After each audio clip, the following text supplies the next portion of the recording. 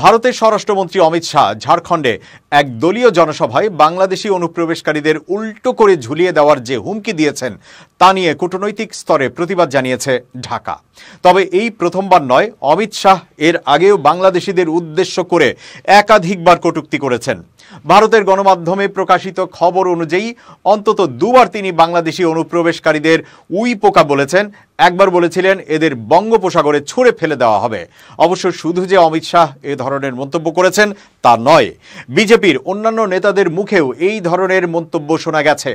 বিশ্লেষকরা বলছেন, আগে যেসব কুকথা বলা হয়েছে সেসব শুনেও শেখ হাসিনার সরকার জোরালো প্রতিবাদ করেনি, কিন্তু বাংলাদেশের অন্তর্বর্তীকালীন সরকার যে এ ধরনের মন্তব্য সহ্য করবে না সেটা স্পষ্ট হয়ে গেছে ঢাকায় ভারতীয় উপরাষ্ট্রদূতকে ডেকে পাঠিয়ে প্রতিবাদ জানানোর মাধ্যমে।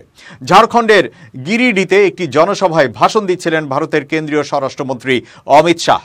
ওই ভাষণের যে ভিডিও দেখা যাচ্ছে তাতে অমিত শাহ একাধিকবার রোহিঙ্গা বাংলাদেশি অনুপ্রবেশকারীদের বিষয়টি নিয়ে এসেছেন।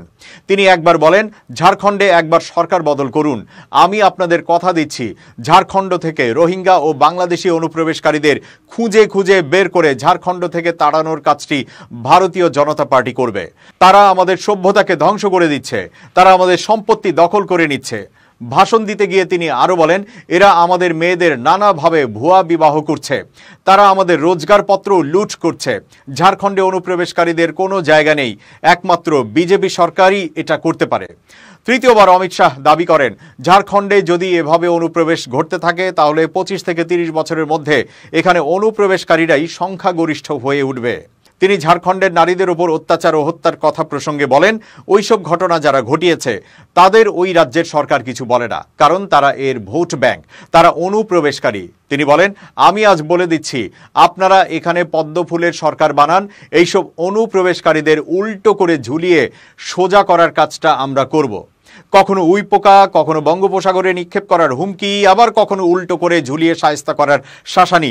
বিজেপি নেতারা এই ধরনের মন্তব্য মাঝে মাঝেই করেন। এগুলো বেশি শোনা যায় নির্বাচনের সময়। পশ্চিমবঙ্গে নির্বাচনের আগে এই ধরনের মন্তব্য বারে বারেই করেন হিন্দুত্ববাদী নেতারা।